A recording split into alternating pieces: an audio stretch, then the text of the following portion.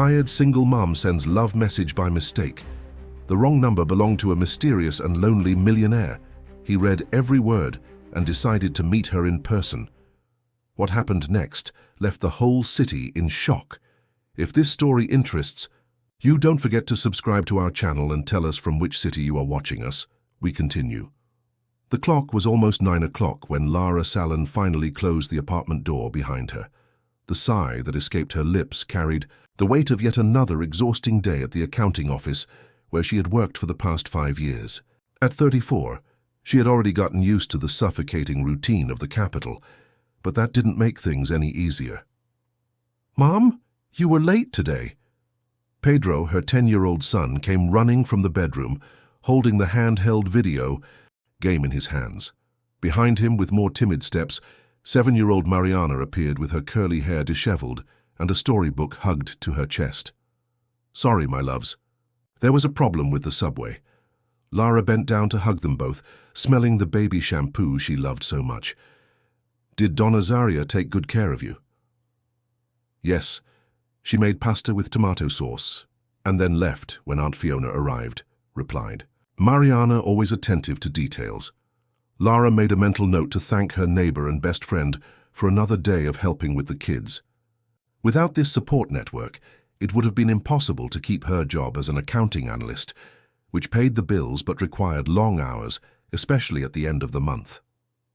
After putting the children to bed, Lara allowed herself to collapse on the worn couch in the small living room.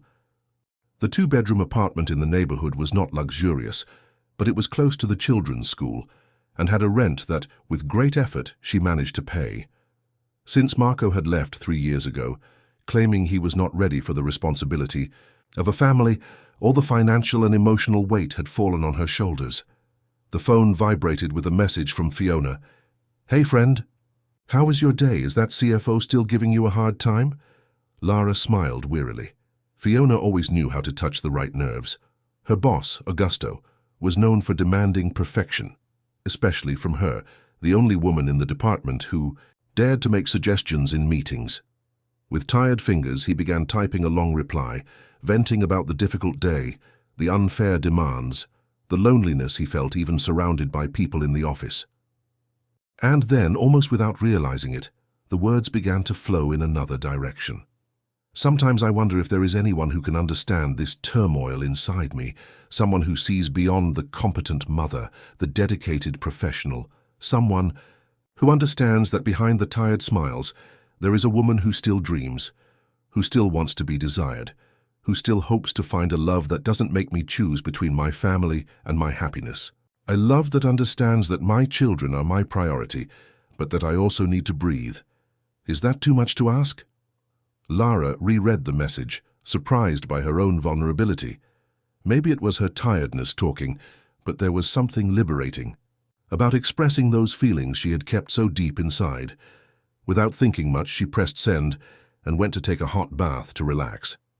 What she didn't realize was that in her haste and exhaustion, she had sent the message not to Fiona's contact, but to an unknown number that had called earlier that day, when she was too busy to answer. Miles away, at the top of a luxurious building overlooking the park, Raphael Muller watched the city lights while absent-mindedly swirling a glass of whiskey in his hands. At 42 years old, the technology entrepreneur had built an empire that many envied, but few people knew the solitude that inhabited his 300-square-meter penthouse. His phone vibrated on the coffee table. Normally, at this time of night, it would just be notifications of work emails or messages from his assistant about the next day's schedule, so he was puzzled to see a text message from a number not saved in his contacts. As he read the contents, his eyebrows rose in surprise. It was clearly a personal message not intended for him, a sincere confession, raw in its vulnerability. The kind of honesty he rarely found in his social circle, where relationships were often based on interests and appearances. Raphael hesitated, his thumb on the screen. The right thing to do would have been to ignore it or respond politely, informing him of the mistake. But something in those words touched a chord within him. The stranger's sincerity echoed his own nightly reflections, when professional success seemed empty in the absence of genuine connections. After a few minutes of contemplating what to do, he typed a response. "I believe your message was sent by mistake, but I couldn't help but relate to what you wrote. I also wonder if there is still room for real connection in this world, where everyone seems too busy to really see each other. If you want to talk to a stranger who understands loneliness even when surrounded by people, I'm here." Raphael sent the message before he could think twice. It wasn't like him to open up like that, especially to someone he didn't even know. But there was something liberating about talking to someone who had no idea who he was, how much money he had in his bank account, or how many companies he ran. He put his cell phone aside, without much expectation of a response. After all, the person would probably realize the mistake and feel embarrassed. In the apartment, Lara came out of the shower feeling a little lighter. She put on her worn cotton pajamas and checked to see if the children were still sleeping peacefully. Pedro had kicked the blanket away, as he always did. She covered him again and kissed his forehead, repeating the gesture with Mariana, who was sleeping hugging her favorite stuffed rabbit. When he returned to the living room, he picked up his cell phone, expecting to see an understanding response from Fiona. His heart almost stopped when he saw that he had sent his most intimate outburst to an unknown number. And worse, he had received a response. Her initial embarrassment gave way to curiosity as she read the stranger's words. There was no judgment, just an unexpected understanding that caught her off guard. Her finger hovered over the keyboard, torn between ignoring and responding. Prudence told her to let it go, but something deeper, perhaps the same part of her that had written the original message, urged her to respond. "What a shame," he finally typed. "I apologize for the mistake, but I confess that your answer surprised me. I didn't expect to find understanding from a stranger when so many people close to me seem to not understand. It's strange how sometimes it's easier to open up to people you don't know, isn't it?" At Ibirapuera, Raphael smiled when he saw the notification. She had responded. And so, on that May night, two strangers began a conversation that neither of them imagined where it would lead. Two seemingly incompatible lives, separated by distance, social class and circumstances, connected by a simple mistake in sending a message. The following weeks brought a new routine for Lara. Between preparing breakfast for the children, rushing to work and managing household chores, she found small moments to exchange messages with the man she now knew only as Raphael. At first, they were just short phrases, comments about the day, light outbursts that could be shared with anyone she knew. But little by little, almost without realizing it, the conversations began to deepen. There was something liberating about talking to someone who wasn't part of her circle, who couldn't judge her choices based on her past or the expectations they had of her. "Today was probably the worst day of the week," Lara wrote on a Thursday night after a particularly difficult meeting. "My boss practically humiliated me in front of the entire team because I questioned the numbers in a projection. It turned out I was right, but no one bothered to mention it." The response came almost immediately. People have a hard time admitting when they're wrong, especially men in positions of power. "Have you considered taking this issue to the principal?" Lara laughed to herself in the kitchen as she made a sandwich for the children's snack the next day. It's easy to talk when you don't have bills to pay and two children to support alone. If I make a fuss, I'm the difficult one. If I stay quiet, I'm the passive one. There's no way to win. Across town, Raphael frowned. His conversations with Lara had become a bright spot in his monotonous days. She didn't know who he was. She had decided not to mention his financial position, fearing it would upset the honest dynamic they had established. To her, he was just Raphael, a man who worked in technology and lived alone. "I see. Sorry for the simplistic comment. It's easy to give advice when you're not in the situation," he replied, genuinely touched by her reality. That night, after finishing a video conference with American investors, Raphael found himself thinking about the conversation again. As CEO of Softech, one of the largest digital solutions companies in the country, he was used to solving complex problems, finding solutions where others saw only obstacles. But the difficulties Lara faced were of a different nature, problems that his money and influence could not simply make disappear. Taking a sip of wine, Raphael glanced across the spacious living room, where a picture of Lucas, his 9-year-old son, smiled in a silver frame. The boy had been living with his mother, Clara, in Barcelona since their divorce 3 years ago. Shared custody meant he spent holidays and vacations with his father, but it wasn't enough. Raphael missed Lucas's daily presence, the little everyday discoveries he missed. "I have a son too," he wrote impulsively to Lara. "Lucas, 9 years old. He lives with his mother most of the time.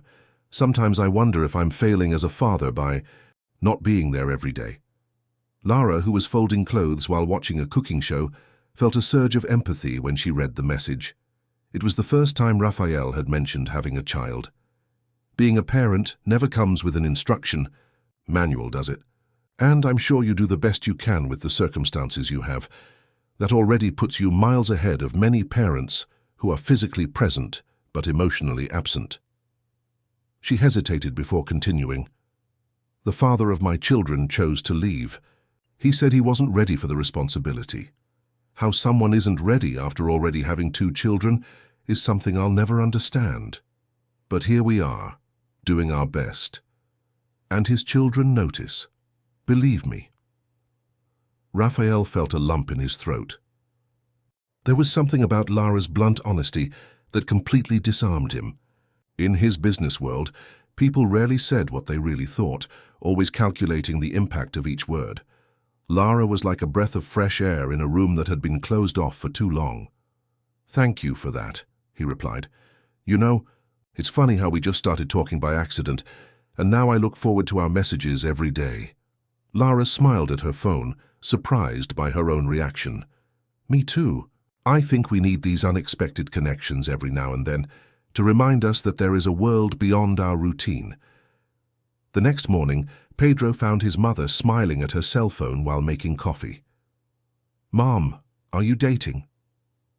The question took Lara by surprise, causing her to almost drop her coffee cup. "What? No, of course not. Where did you get that idea?"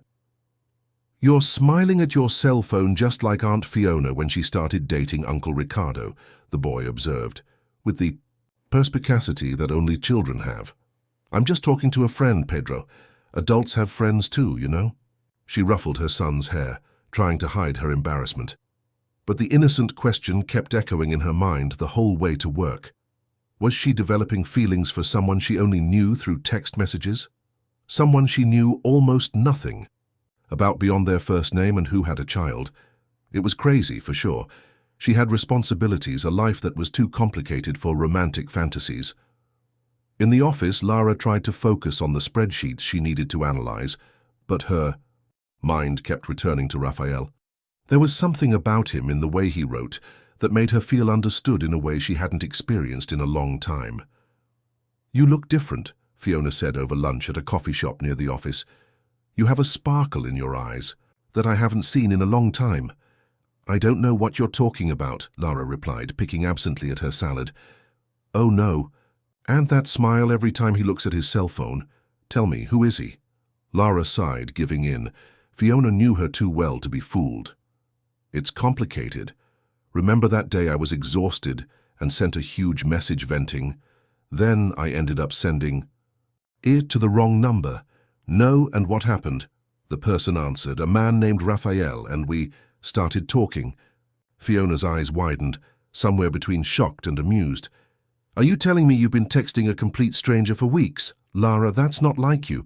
What if he's some kind of psychopath, or married, or both?" "It's not like that," Lara defended herself. "It's just conversations. He has a son, too. It's comforting to talk to someone who understands certain struggles, you know. Someone who doesn't judge me for being tired sometimes." Fiona murmured, not entirely convinced. "And do you know anything else about him? Where he works, for example?" "Something with technology," Lara replied vaguely. "We don't go into much practical detail. It's more about feelings, thoughts." "Well, that sounds romantic and dangerous in equal measure," Fiona concluded. "Just be careful, friend. You have 2 little ones depending on you." Fiona's words weighed heavily on Lara for the rest of the day. Her friend was right, of course. She had been reckless, perhaps even naive. She decided it was time to set some clear boundaries in this strange friendship. That night, after the kids were asleep, she typed a more serious message. "Raphael, I've been thinking about our conversations. I think we need to be honest with each other. I know next to nothing about you, and you know little about me either. If we're going to keep talking, maybe we should lay some groundwork." Across the city, Raphael stared at the message for long minutes. He knew this moment would come eventually.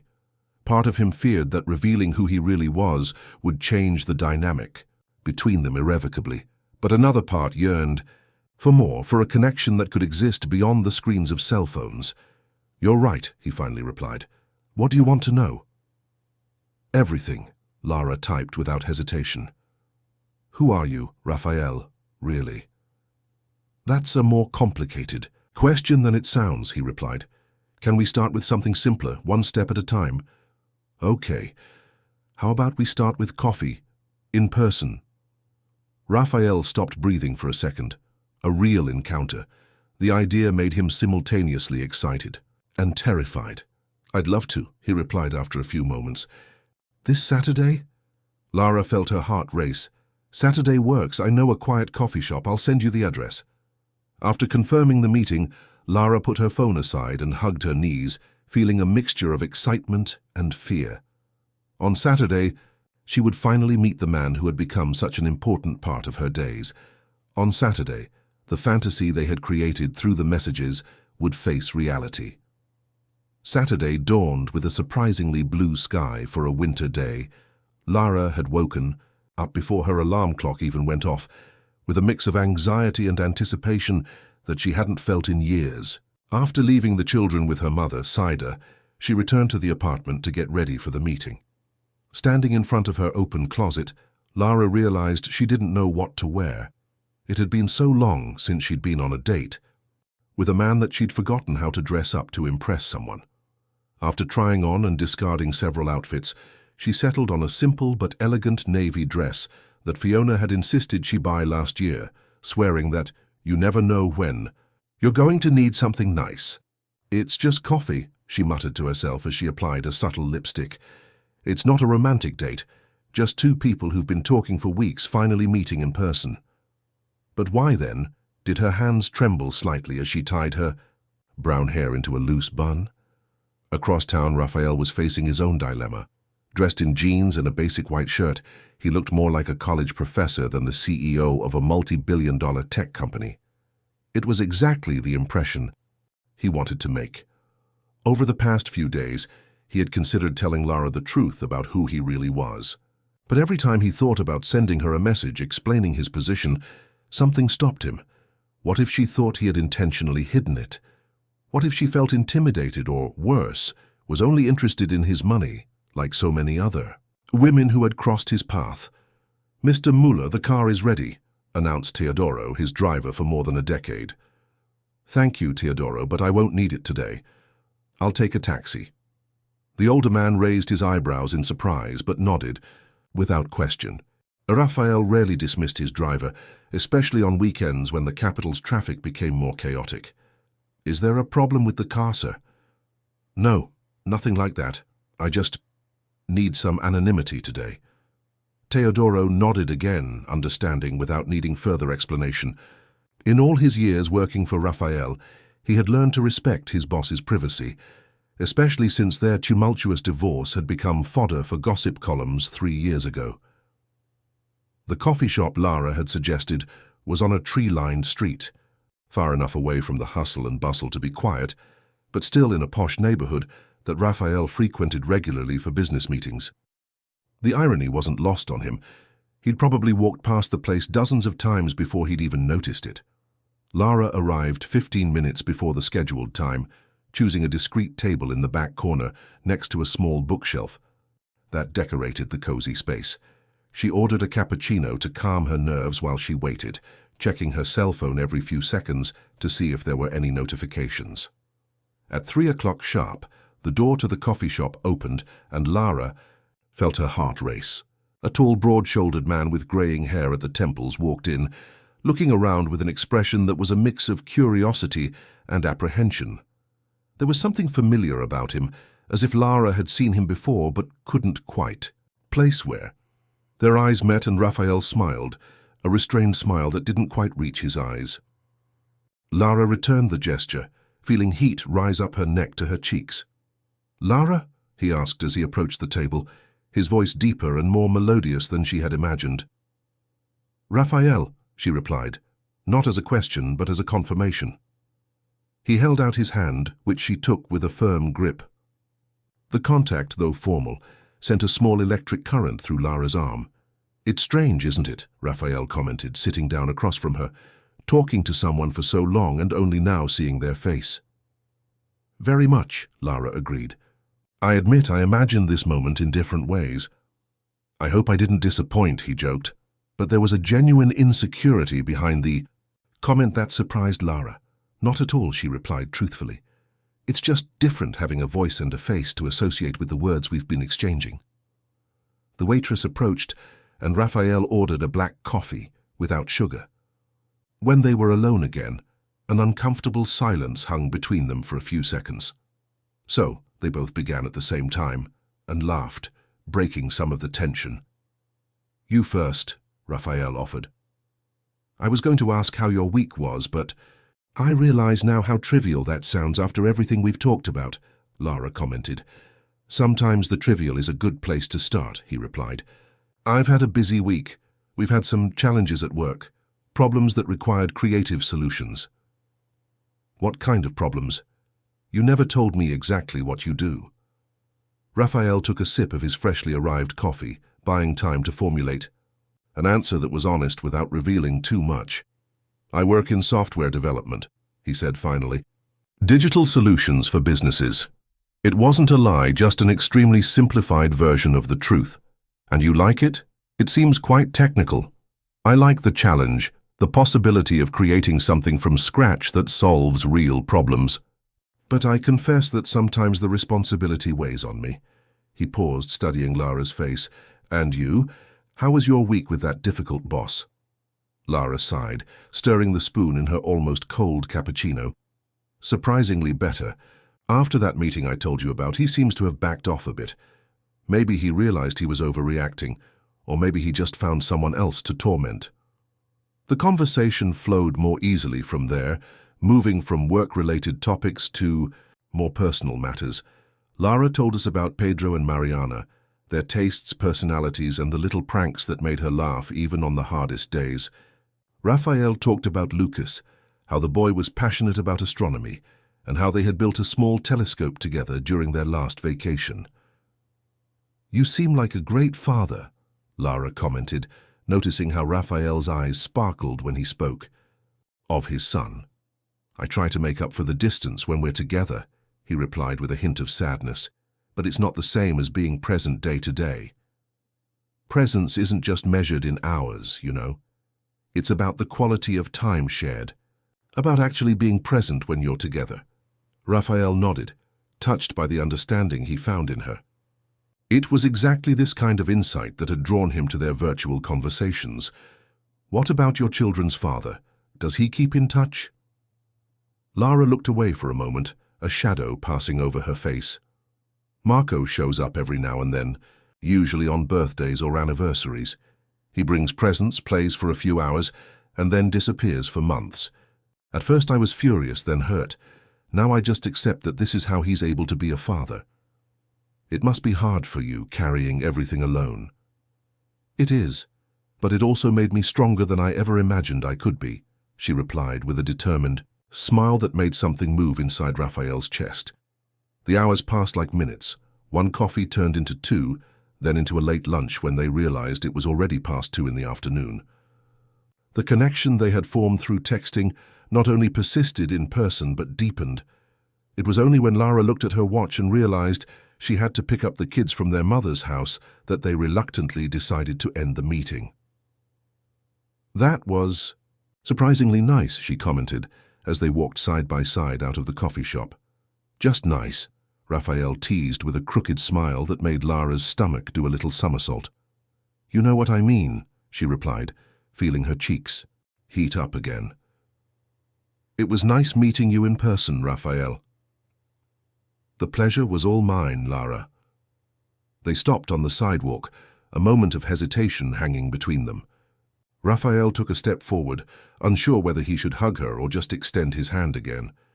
Lara resolved the dilemma by leaning in for a quick hug that, although brief, allowed her to smell the discreet, masculine perfume he wore. "Can we do this again sometime?" Raphael asked as they walked away. "I would like that," Lara replied sincerely. As he watched Lara walk away toward the subway station, Raphael felt a mixture of elation and apprehension.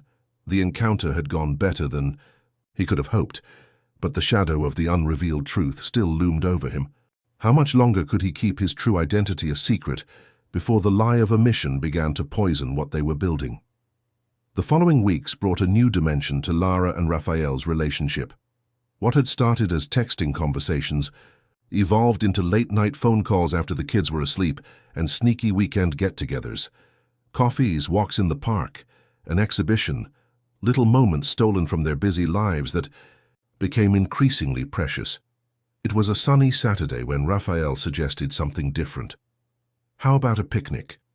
"With the kids," he suggested during a phone call. "Lucas is with me this weekend. I thought it would be nice for our kids to meet each other." Lara felt butterflies in her stomach. Until now, they had kept their children separate from their growing friendship. Or was it something more? Introducing the children meant taking a step further, admitting that what they had was more than just a passing relationship. "Are you sure?" "It's a big step," she replied, playing with the corner of the sheet as she spoke. "That's exactly why." Raphael's voice sounded determined on the other end of the line. "Lara, in these 2 months, you've become important to me, and Lucas is the most important person in my life. It makes sense that you two know each other." Lara's heart raced. She wanted this too, she realized. She wanted to see Raphael interacting with his children. She wanted to meet the boy he spoke of so lovingly. "Okay," he finally agreed. Pedro and Mariana would love a day at the park. On Sunday, Lara woke her children up earlier than usual for a weekend, explaining that they were going on a picnic with a friend of hers and his son. "Is he your boyfriend, Mum?" Mariana asked as Lara braided her hair. "No, dear, he's just a friend," he replied automatically, although he knew the answer wasn't that simple. "But you smile differently when you talk about him," the girl insisted, with the sharp observation that always surprised Lara. "Really?" "I didn't realize," he said, feeling his cheeks heat up. Peter, on the other hand, seemed more concerned with practical matters. "Does his son like soccer? Can I bring my ball?" "I think so. Lucas is 9, almost your age. I'm sure you two will get along well." Raphael had suggested Parque Villa for the meeting, a spacious, family-friendly place in the western part of the city. When Lara arrived with the children, he was already there, sitting on a checkered blanket under the shade of a leafy tree. Beside him, a boy with light brown hair was playing with a small drone. "There they are," Lara pointed, feeling a sudden surge of nervousness. Raphael waved and stood to greet them, his smile wide and genuine. He was dressed casually in shorts and a t-shirt, so different from the usual image of executives Lara knew that it was hard to imagine he held a prominent position in any company. "Hi," he greeted, leaning in for a brief kiss on Lara's cheek. That took her by surprise. "This must be Pedro and Mariana." "Hello?" Pedro replied politely, while Mariana partially hid behind her mother, watching the stranger with curious eyes. "And this is Lucas," Raphael introduced, placing his hand on his son's shoulder, who had approached timidly. The first moments were marked by that typical awkwardness when children meet, but soon shyness gave way to natural curiosity. Lucas showed Pedro his drone, excitedly explaining how it worked, while Mariana watched in fascination. In less than half an hour, the three were running across the grass, with Pedro kicking his soccer ball and the others trying to intercept it. "It looks like they got along well," Raphael commented, sitting down next to Lara on the towel. "Children, I like that," she smiled, watching her children play, "without the filters and complications that we adults create." You're right, he agreed, following her gaze. Lucas rarely opens up like this to people he's just met. I think he misses having siblings. While the children played, the adults took the opportunity to talk with a freedom they didn't have when they were alone, always aware of the growing attraction between them. There was something about the presence of the children that made everything lighter, more focused on the present. Raphael opened the picnic basket he had brought, revealing an impressive selection of cheeses, fruits, artisanal breads, and natural juices. "Wow, you did a great job," commented Lara, surprised by the variety. "I asked for the World Cup. I made sure to prepare something special," he quickly corrected himself. "It's not every day I get the chance to impress." Lara noticed the small slip, but didn't comment, distracted by Mariana's call, who wanted to show her a flower she had found. Lunch was pleasant, with the children chatting excitedly about their favorite games and schools. Lucas, Lara noticed, was articulate and polite, speaking with the same quiet confidence that characterized his father. It was only when they were putting their things away that the first incident occurred. A group of teenagers ran past, one of them bumping into Lucas and knocking him to the grass. The cell phone the boy was holding flew out of his hand, falling a few meters away. "Hey, watch out!" Raphael shouted, running to help his son. The teenagers stopped, one of them turning back to apologize, but when he saw the fallen cell phone, he whistled in shock. "Wow, kid, is that an iPhone 17 Pro? It hasn't even been released in the country yet." Lucas picked up the device, checking it for any damage. "My father brought it from the United States," he replied casually. The teenager looked at Raphael with an expression of sudden recognition. "Wait a minute, aren't you Raphael Muller, from Softtech?" Lara, who was collecting some empty containers, froze when she heard the full name. Softtech, the huge technology company that was often in the economic news. Was the Raphael she had been talking to for months, that Raphael Muller? Raphael forced a polite smile. "I think you're confusing me with someone else. Come on, Lucas, it's getting late." The teenager looked confused, but shrugged and returned to his group. Raphael turned to meet Lara's puzzled gaze. "Lara, I can explain. Are you the CEO of Softtech?" The question came out almost as a whisper. Raphael ran his hand through his hair, visibly uncomfortable. "Yes." The word hung between them like an invisible barrier that had suddenly been lifted. Lara felt as if the ground had fallen out from under her feet. The man she had been emotionally involved with was not just someone who worked in technology, but one of the most successful entrepreneurs in the country, with a fortune she could only imagine. "Why didn't you tell me?" he asked, keeping his voice low so that the children, who were playing a little further away, wouldn't notice the tension. "I was going to tell you, I swear. I was just waiting for the right moment." "And when would that be?" "After I was completely involved." The hurt in her voice was palpable. "It's not that simple, Lara. When people find out who I am, everything changes. The way they treat me, what they expect from me." He paused, searching for the right words. "It was different with you. You liked me for what I said, for what I thought, not for my money or position." Lara shook her head, trying to process the information. "I see your point, but that doesn't justify lying. You could have trusted me." "You're right," he admitted, his expression genuinely regretful. "I should have trusted you, but I was afraid of losing what we were building." She wanted to be furious. She wanted it to be easy to just turn her back and walk away. But something in Raphael's vulnerable gaze stopped her. This man, billionaire CEO or not, was the same one who had listened to her during nights of insecurity, who had made her laugh when she thought she had forgotten how. "I don't know what to say now," Lara finally confessed. "This changes everything." "Does it really change?"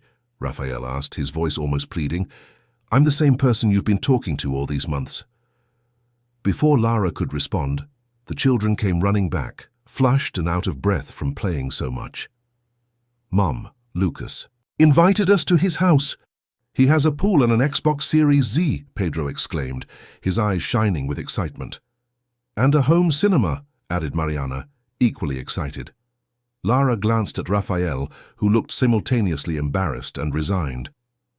"Maybe another day, kids," she replied firmly. "It's getting late and we have to get home. Thank Raphael and Lucas for the picnic."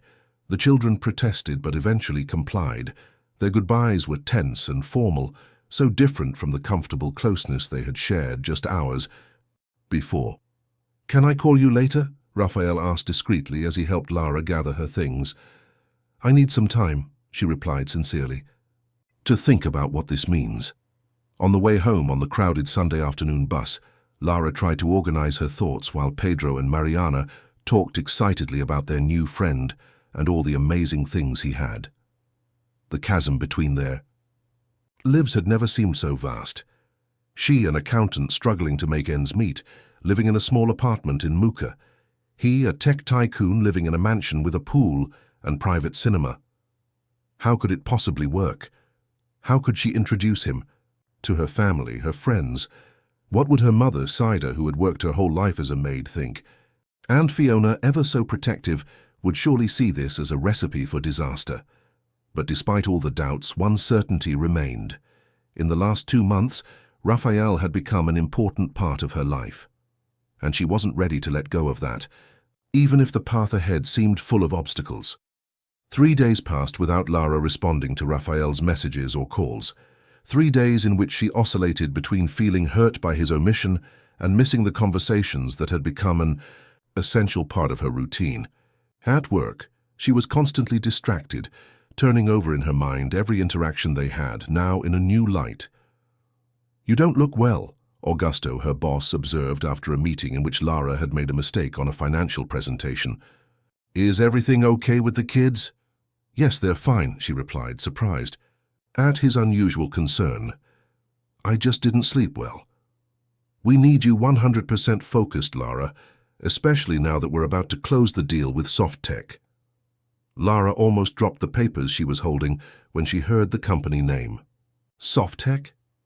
"Yes, the tech giant," Augusto explained with a slight tone of condescension. "They're implementing a new financial system and need an external audit.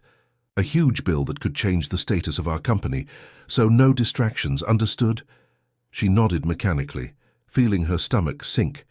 Was it a coincidence, or was Raphael behind this? The idea that he might be using his professional influence to get closer made her simultaneously flattered and uncomfortable. That night, after putting the children to bed, Lara finally decided to call Raphael. He answered on the first ring, as if he had been expecting the call. "Lara," his voice conveyed genuine relief, "I was worried." "I needed time to process everything," she explained, sitting on the apartment's small balcony with a cup of tea. "And I'm still processing it, to be honest." "I understand, and I respect that." A heavy silence settled between them. "Your company is closing a deal with mine," Lara said finally. "Is it a coincidence, or are you pulling strings?" Raphael sighed on the other end of the line. "It's a coincidence, I swear. Softtech has hundreds of active contracts. I didn't know your company was among the candidates for the audit until you mentioned it now." Lara wanted to believe him, wanted to trust that voice that had become her safe haven on lonely nights. But her doubts persisted. "Raphael, I need you to understand something. My life is completely different from yours. I live in a small apartment. I work as an accounting analyst, earning enough to support my children with dignity, but without luxuries. My mother was a maid her whole life.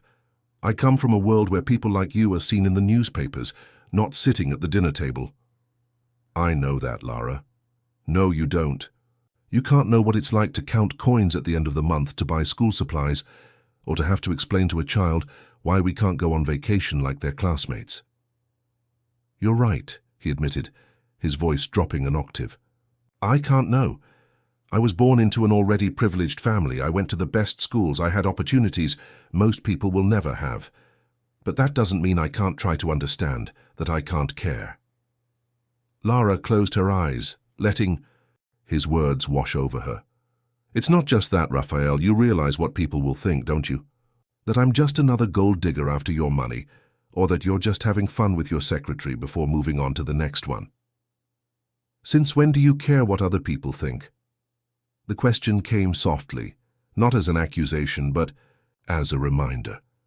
The Lara I know, the one who accidentally sent me that first message, didn't seem like the kind of person who lived by other people's expectations. The words hit Lara with unexpected force. It was true. At what point had she started letting the judgment of others dictate her choices? "That's playing low," he replied, but without any real indignation in his voice. "It's fair play," he corrected. "Lara, I understand your concerns. They're valid and real. But the real question is, what do we want? Because in the last few months, I found something in you that I thought was no longer there for me. A genuine connection. Someone who sees me beyond the headlines and the bank balance." "I felt that too," she admitted, her voice barely above a whisper. "And it scares me, Raphael. It scares me because I don't want to get hurt. I don't want my children to get attached to someone who might just disappear from their lives."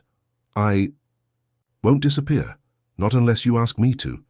The silence that followed was different, filled with possibility instead of tension. "Can we try again?" Raphael asked finally. "One step at a time, no expectations, just seeing where this goes?" Lara took a deep breath, knowing her answer could change the course of her life. "One step at a time," he agreed, "but with complete honesty from now on." "Deal," his voice smiled on the other end of the line. "How about dinner? Just the two of us?" "No five-star restaurants or limousines, please," she requested, half joking, half serious. "How about my place then? I can cook for you." The proposal caught her off guard. "Do you cook?" "Not exactly," he laughed, "but I can ask you to—" "No, wait, I promised honesty. I have a chef, Carmen. She can whip up something simple, and we can have privacy to talk without prying eyes." The idea of going to Raphael's house, of entering his private world, made Lara nervous, but also curious. "Okay, but I'll take the subway, like a normal person." "As you wish," he agreed, not hiding the joy in his voice. The next night, after leaving the children with their mother, Lara took the subway to the station closest to the address Raphael had sent her. The distance from the station to the house would have to be covered on foot or by taxi, and Lara opted for the latter, recognizing the limits of her pride. As the taxi pulled up, in front of the inconspicuous but obviously expensive gate, Lara felt her stomach turn. Was she really ready for this? To enter a world so different from her own? The intercom was answered by a female voice announcing their arrival. The gate opened silently, revealing an avenue of well-tended trees that led to a contemporary house, with straight lines and large glass windows. Raphael was waiting for her at the door, dressed casually in jeans and a light blue shirt, without the expensive watch she had noticed on his wrist in the park. "Welcome," he said with a nervous smile that made her relax a little. At least she wasn't the only one tense about the situation. The house inside was impressive, but not as ostentatious as Lara had feared.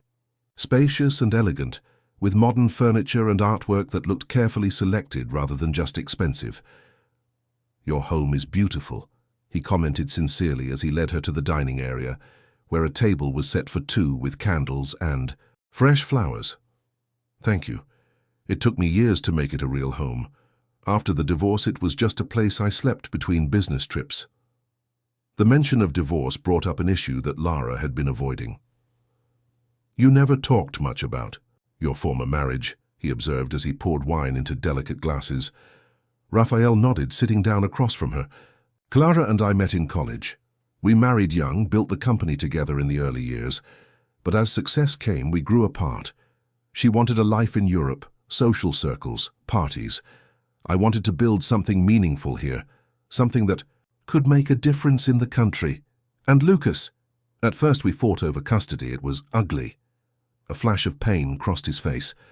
"In the end, we agreed on shared custody, but since her life is settled in Barcelona now, Lucas spends more time there during school." Lara nodded, understanding the man in front of her better now. He was not only a successful businessman, but someone who had faced losses and adjustments. Just like her. Chef Carmen appeared briefly to serve dinner, a Sicilian lemon risotto with shrimp that made Lara close her eyes in pleasure after the first bite. "This is divine," he praised. Carmem is one of the capital's best-kept treasures, Raphael said with evident pride. She could be running award-winning restaurants, but she prefers the quieter work of a private chef. The conversation flowed naturally over dinner, jumping from light topics like favorite movies to deeper questions about values and worldviews. To Lara's surprise, she discovered they had a lot in common when it came to the things that really mattered: family, ethics, the desire to create a better world for their children. After dessert, a passion fruit mousse that Lara swore was the best she had ever tasted, they moved into the living room with their glasses of wine. The closeness on the couch created a new tension between them, a heightened awareness of every movement. "Can I ask you something personal?" Raphael's voice was almost a whisper. "After all that honesty, I think so," she replied, feeling her heart race. "What do you really want, Lara?"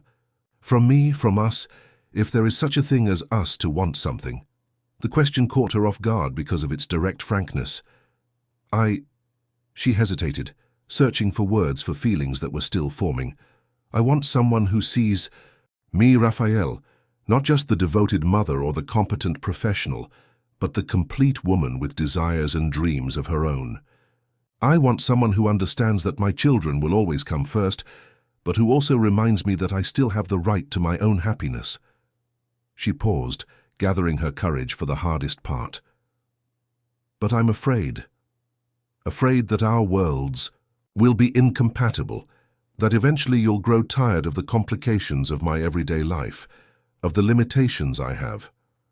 I'm afraid of falling completely in love, and then finding out it was just a fantasy." Raphael placed his glass on the coffee table and approached, taking Lara's hands in his.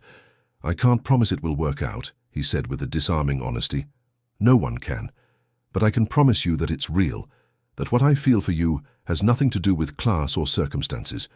It has to do with who you are, with the strength I see in you every day, with the way your eyes light up when you talk about your children, with the determination with which you face every obstacle."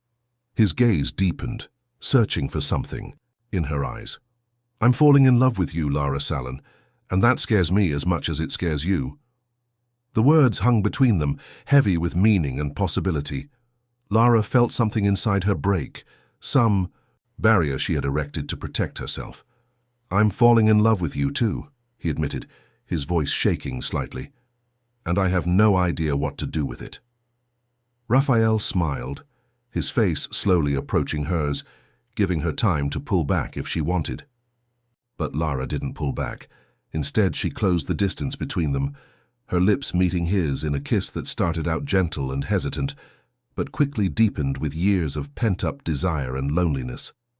When they finally pulled away, panting, Lara rested her forehead against his. "That complicates everything," he muttered. "Or simplify it," Raphael countered. "Now we know." But even as she let his arms wrap around her, Lara couldn't ignore the little voice in the back of her mind that whispered doubts. How could they make something work between such different worlds? And what would happen when the novelty wore off and the reality of their separate lives set in?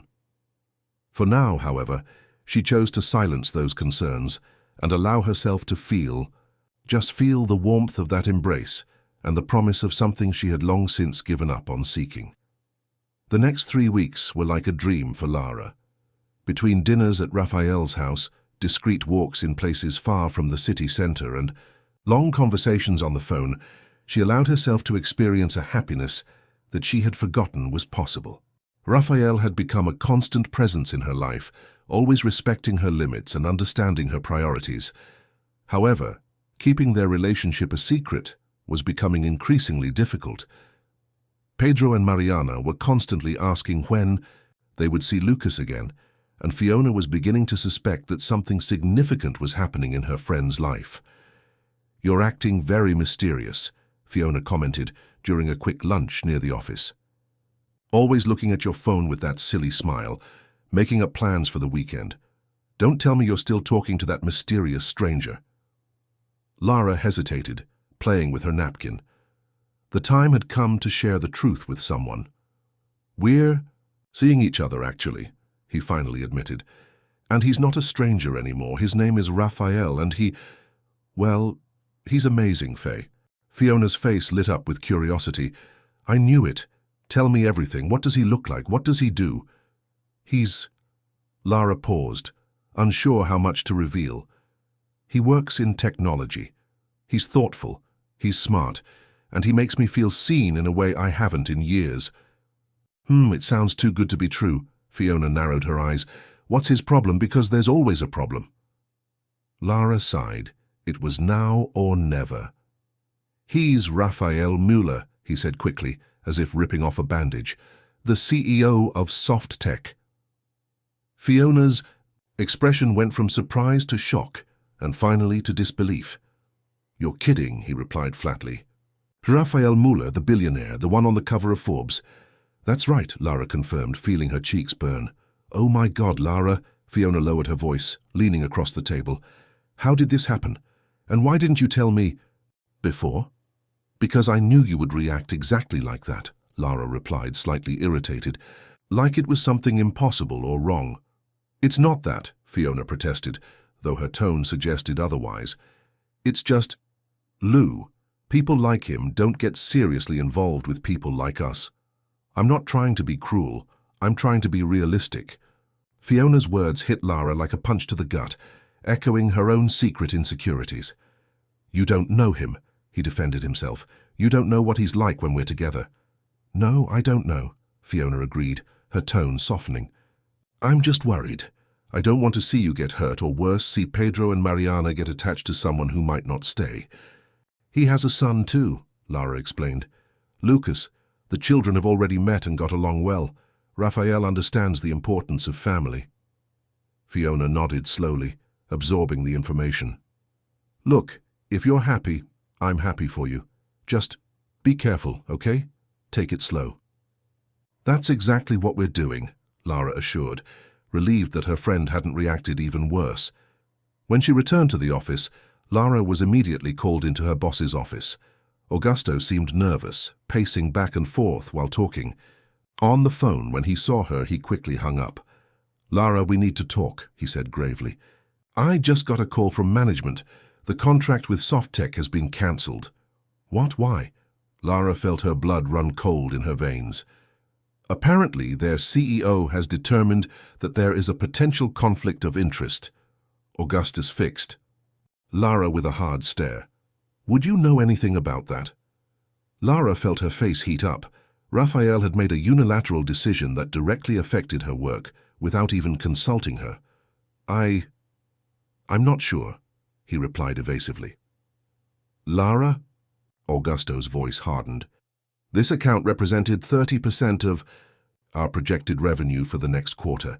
If you have any connection to this situation, I need to know now. Pressed against the wall, Lara saw no alternative but the partial truth. I know Raphael Müller, he finally admitted. We got closer recently, but I swear I didn't know anything about the contract cancellation. Augusto's eyes widened in a mixture of surprise and quick calculation. You're involved with Raphael Müller? The tone of disbelief in her voice was impossible to ignore. It's a personal and private situation, Lara replied firmly. I'd rather not discuss it in a work environment. Augustus seemed to consider his options for a moment, the initial shock giving way to something more calculating. I see, he said finally. In that case, perhaps you could use your influence to reverse this decision. The suggestion made Lara feel bad. I don't mix my personal life with professional matters, but that's exactly what your friend did, isn't it? Cancelling $1 million contract to avoid being associated with the company you work for. Lara had no answer for that. Augusto was right, and the realization made her furious. Who was Raphael to make decisions that affected her career without even consulting her? I'll talk to him, he said finally, standing up, but I can't promise anything. Is this conversation over? Augusto nodded, clearly dissatisfied but without alternatives. For now. Lara left the room feeling humiliated and exposed. In the hallway, she noticed the curious looks of her colleagues, who had probably heard part of the conversation. Gossip would spread like wildfire. She entered the women's bathroom, locked herself in a stall, and dialed Raphael's number with fingers that trembled with anger. "Hi, beautiful," he answered, his cheerful tone only increasing her irritation. "Why? Did you cancel the contract with my company?" he asked directly without beating around the bush. A brief silence. "Ah, that." "Yes, that. I've just been practically interrogated by my boss, Raphael. The whole office will be talking about it within—" Lara, calm down. It was a matter of corporate ethics. I cannot maintain a contract with a company where I have a personal relationship with an employee. It would be a clear conflict of interest. And it didn't occur to you to consult me before making a decision that directly affects my professional life. His hesitation was audible. "You're right. I should have talked to you first. I thought I was doing the right thing.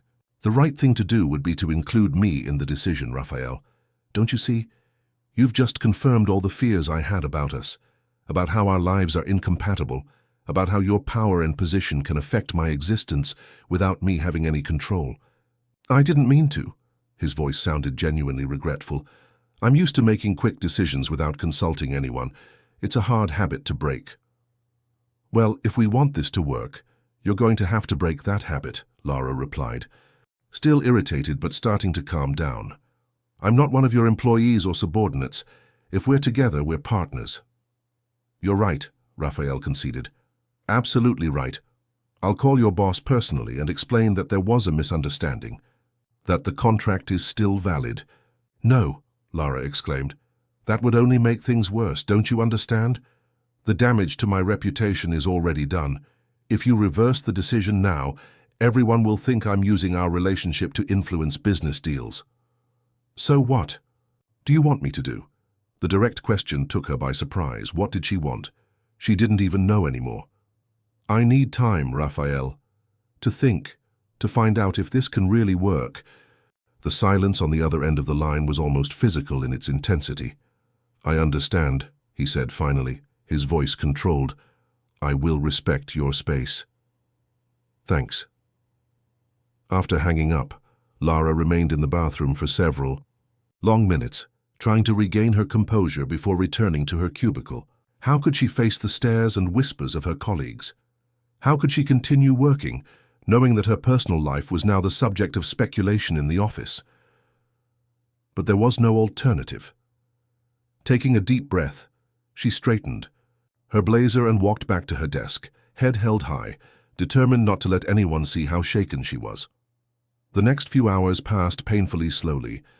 Lara could feel the stares, hear the conversations that stopped as she approached. By the end of the day, she was emotionally exhausted, wanting nothing more than to pick up her children from school and retreat home. It was when she opened the apartment door, children chattering happily behind her, that she saw the white envelope slid under the door. Her name was handwritten on it, in a script she immediately recognized. "What is it, Mum?" asked Pedro, curious. "Nothing important." "Chasseur," replied automatically, putting the envelope in her bag. "You'll wash your hands for dinner, okay?" Only after the children were asleep did Lara allow herself to open the envelope. Inside was a handwritten letter, something so old-fashioned and unexpected in the digital age that it caught her completely off guard.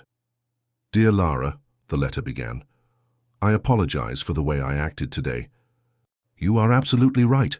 I made a decision that affected your life without consulting you, without considering the ramifications for you. It was arrogant and insensitive of me.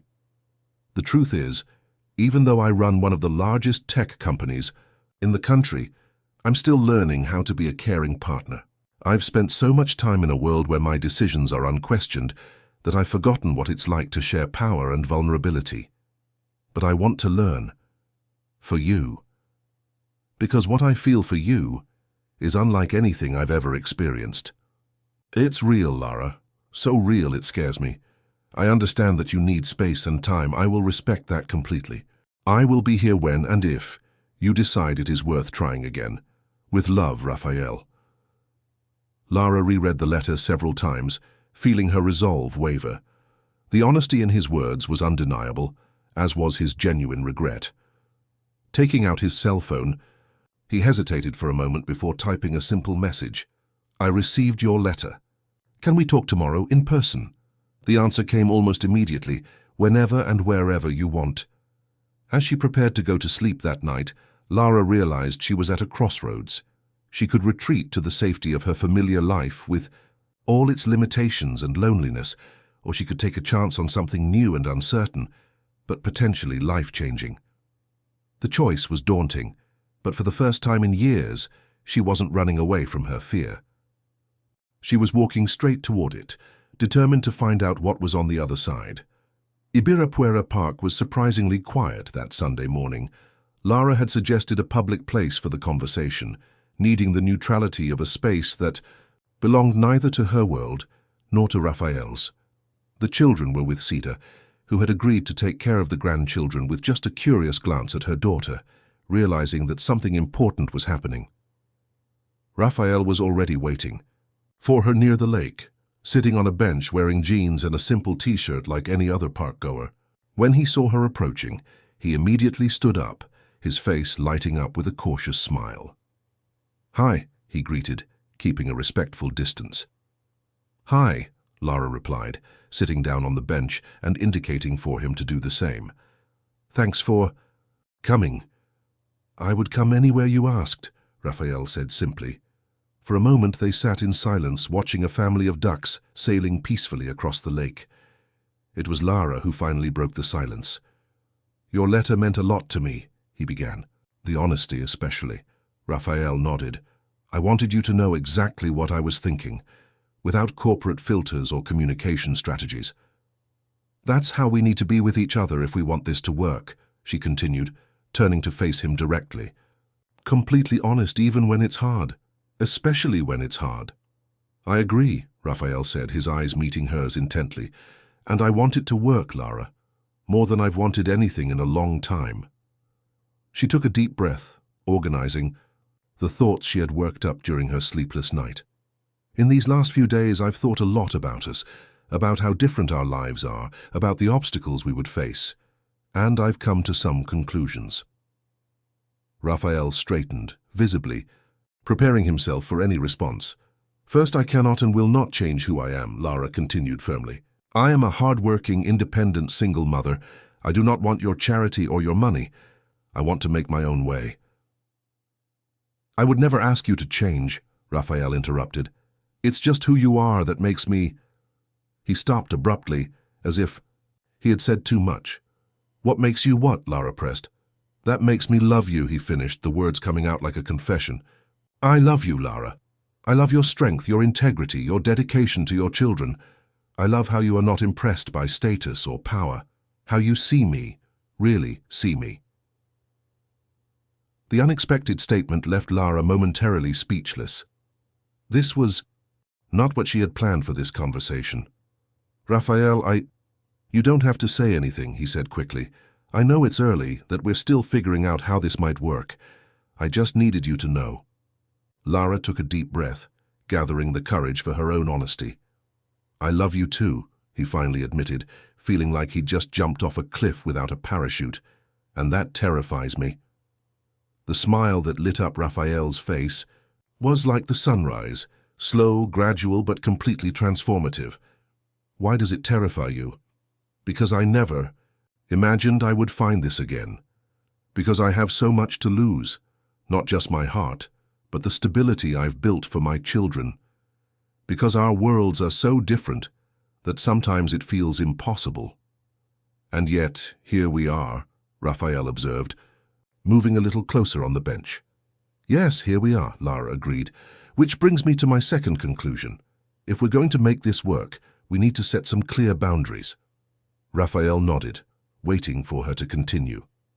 "My career is important to me.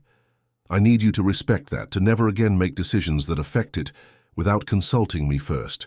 I need to know that I can trust that you will not use your power and influence to help in ways that could diminish me professionally." "I promise," he replied seriously. "It was a mistake I won't repeat." "And we need to go slow with the kids," Lara continued. "They've already started to get attached to you and Lucas. If this doesn't work, they'll be the ones who suffer the most." I completely agree. Lucas also talks about Pedro and Mariana constantly. The children are an absolute priority. Lara hesitated before continuing, reaching the hardest part. And finally, I need you to understand that I'm not interested in being a trophy or a curiosity in your world. I don't want to be in society columns or be the humble girlfriend of a famous businessman. If we're going to build something together, it has to be based on mutual respect, not some fairy tale of prince and commoner. Raphael took her hands in his, the gesture surprisingly intimate there in the public park. Lara, I've never thought of you in those terms. To me, you're the strong, incredible woman who made me believe in genuine connections again. If anyone is being elevated in this relationship, it's me, not you. She couldn't help but smile. We're being melodramatic, aren't we? A little, he agreed, returning her smile. But some things deserve a little drama. They laughed together, the tension visibly dissipating between them. Lara felt a weight lift from her shoulders. Maybe, just maybe, they could make this work. I have a proposal, Raphael said after a moment. Not a business proposal or anything grand, just an idea. I'm listening, Lara replied, intrigued. Lucas is coming home for the next school holidays. What do you think about us all spending a weekend together?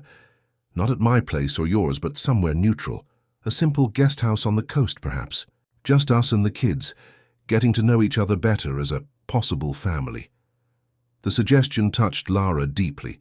It was exactly the kind of careful, considered step that showed he had really listened to her. I would like that very much, he replied sincerely. Raphael hesitated before continuing. And there's one more thing I'd like to share with you. An idea I've been developing for some time, but which gained more clarity after meeting you. What is it? I've been thinking about starting a foundation, something focused on supporting single mothers, offering not only financial assistance, but more importantly, structures that allow them to build their own careers without sacrificing time with their children. Lara's eyes widened, surprised by the unexpected direction the conversation was taking. A foundation? Yes. On-site daycare, mentoring programs, legal support for child support issues, educational assistance. I see how you struggle every day, how so many women struggle, and I know I have the resources to make a difference, but I don't want to do it alone. What are you suggesting? I want you to be a part of this, not because we're whatever we are now. He gestured between them with a shy smile. But because you understand the real needs, the daily struggles that I can only imagine, you would bring authenticity and purpose to the project. Lara felt tears forming in her, eyes moved by the proposal that connected her personal experiences with the possibility of helping other women in similar situations. That would be extraordinary, he said, his voice breaking. It could make a real difference in the lives of so many families. So would you accept? Work with me on this. It would be a separate project, independent from Softtech, something we would build together from scratch. The offer was perfect. It respected her professional independence, valued her experience and knowledge, and still offered an opportunity to make a positive impact. Yes, he replied without hesitation. I would love to be a part of that. Raphael smiled, relieved and happy. I knew you'd say that. Lara leaned forward, touching his face gently. You're getting to know me well, Raphael Muller. I hope to spend a lot of time learning more, he replied, leaning in for a soft kiss that sealed not only their reconciliation, but the beginning of something new and promising. 6 months later, the New Paths Foundation opened its doors in a restored building. The pilot project included a model daycare center, a co-working space for entrepreneurial mothers, and a professional training center. On the opening day, Lara stood next to Raphael on the small improvised stage, observing the dozens of women who had been selected for the first cycle of the program. Nervous? Raphael whispered, squeezing her hand discreetly. A little, she admitted, but it's a good nervousness. Over the past few months, their lives had become intertwined in ways that had previously seemed impossible. Lara continued her job at the accounting firm, now with more confidence and assertiveness. Raphael had learned to respect her professional boundaries, never interfering in her career again.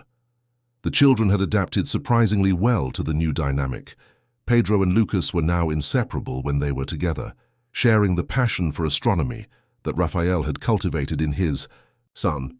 Mariana loved the weekends at Raphael's house, especially the movie sessions with popcorn in the small private theater he had built, especially for the children.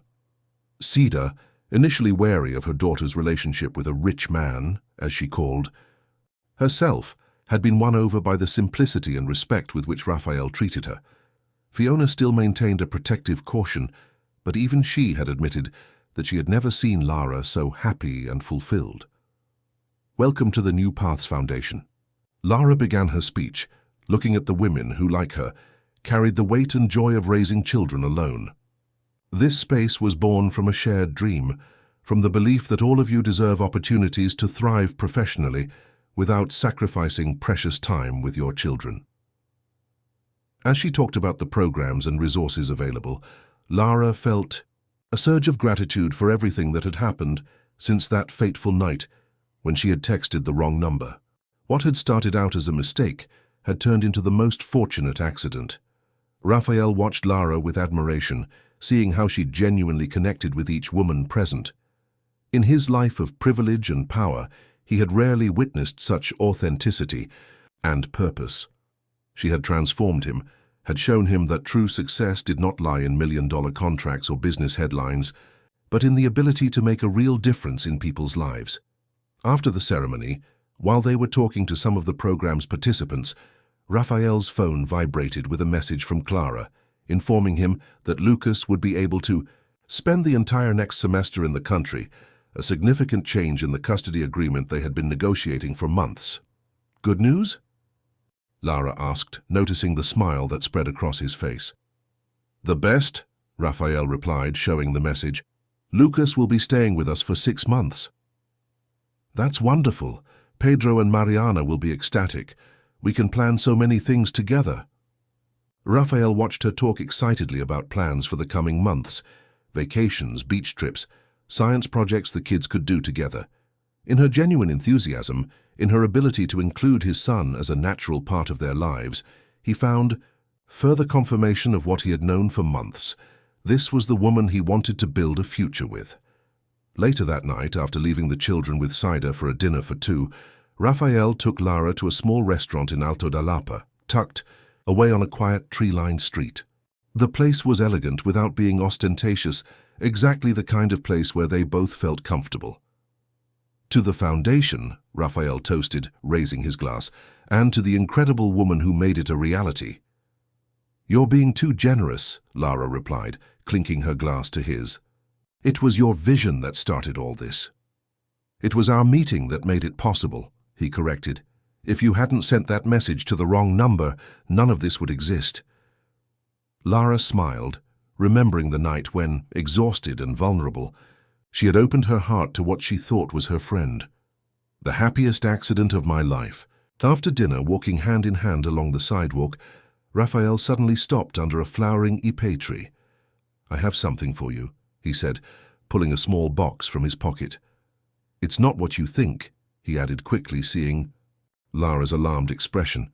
At least not yet. I know we need more time. Curious, Lara opened the box, finding a simple key inside. A key? To an apartment, Raphael explained. In the same building where I live, completely separate. Its own space. I thought it would be good to have the option of being close, without pressure, without big changes yet. One step at a time, as we agreed. Lara looked at the key, touched by the thoughtfulness behind the gesture. This was exactly how Raphael had been these past few months, considerate, respectful of her pace, never imposing his vision or conditions. It's perfect, he replied sincerely, one step at a time. As they walked back to the car, Lara thought about how her life had changed since that first accidental text. The journey had not been easy, with insecurities, cultural differences, and adjustments on both sides, but the journey had been profoundly transformative. She had found not just a companion, but a partner who valued her exactly as she was, who respected her independence while supporting her in her vulnerabilities. Most importantly, she had rediscovered parts of herself she thought were lost forever. Her ability to dream big, to love fully, to believe in possibilities beyond the immediate horizon. What had started as a mistake had turned into the most authentic of connections, proving that sometimes the most unexpected mistakes can lead to the most perfect destinies. "What are you thinking about?" Raphael asked, noticing her contemplative silence. Lara smiled, squeezing his hand affectionately. "How life surprises us when we least expect it, and how glad I am that I sent that message to the wrong number." "The right recipient of the perfect deception," he replied, leaning in for a kiss that sealed not the end of one journey, but the beginning of many more to come.